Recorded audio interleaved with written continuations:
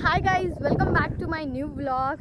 तर आज मी आली आहे संध्याकाळच्या 6 वाजता आपल्या शेतात आणि जवळपास दिवसाची सगळी कामं होत आली आहेत. तरी थोडीशी कामं बाकी आहेत. तर आजची संध्याकाळ चला माझ्यासोबत शेतात घालूया. तर आज आपल्याला काढायचं आपलं सोयाबीनमधलं गवत. खूप गवत झालं आहे, तण आलं आहे खूप. हे बघा इथे एवढं मोठं गवत. आम्ही थोडंसं काढलं आहे, हे इकडे आणि थोडंसं इकडे. थोडंसं गवत काढलं आहे आम्ही, अजून खूप सारं बाकी आहे. तर ते काढण्यासाठी आज आपण आलो इथे. आणि हे काम कसं संध्याकाळी थोडंसं थंड वातावरण झाल्यावरती वगैरे काढायला थोडीशी मजा येते.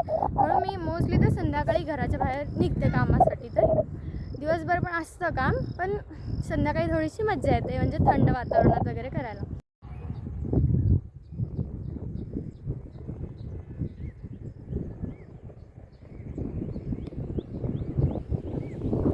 सोयाबीनला जर का आपण कोळपं मारलं वेळेवरती तर सोयाबीन इतकं छान वाटतं. मला इथे अनुभव दिसून येतो की एवढंसं सोयाबीन होतं इतकंसं, त्याच्यापासून इतकं मोठं झालं आहे. आम्ही 3 कोळपे मारलेत सोयाबीनला आणि 3मध्ये इतकी छान सुधारणा झाली आहे सोयाबीनची. आपल्या कुठे कुठे तर फूल पण दिसत आहे.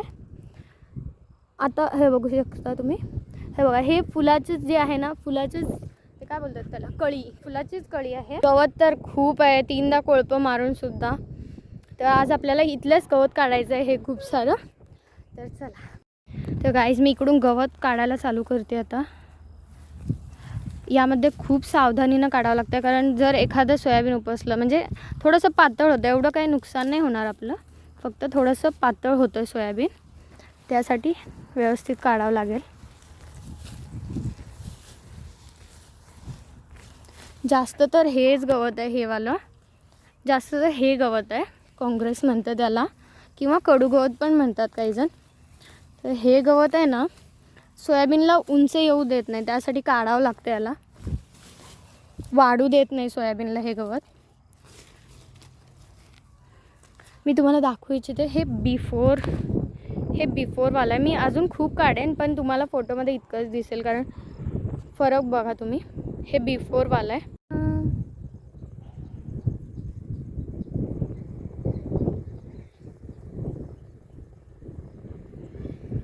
शेतात ना रोज फक्त काम करणं महत्त्वाचं नसतं गाईस.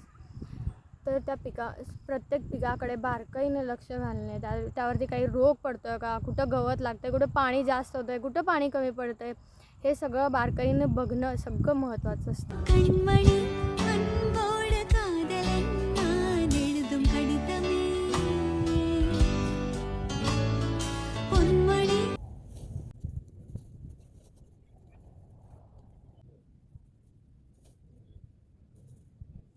तर गाईस समर्थ आणि पप्पा पण गवत काढण्यासाठी आलेत.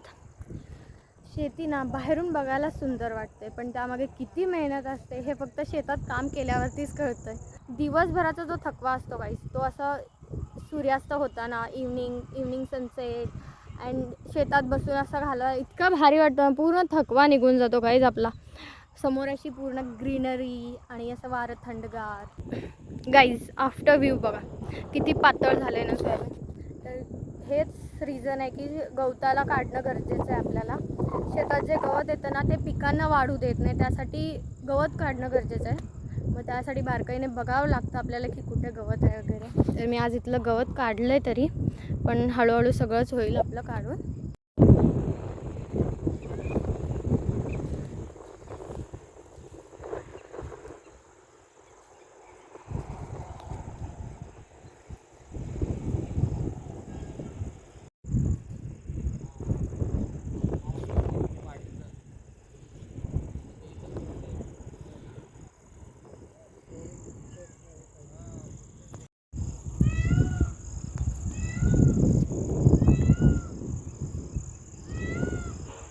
हा व्हिडिओ मी बॅकग्राऊंड म्युझिक छान होता म्हणून ठेवला, बाकी काही स्पेशल नाही आहे यात.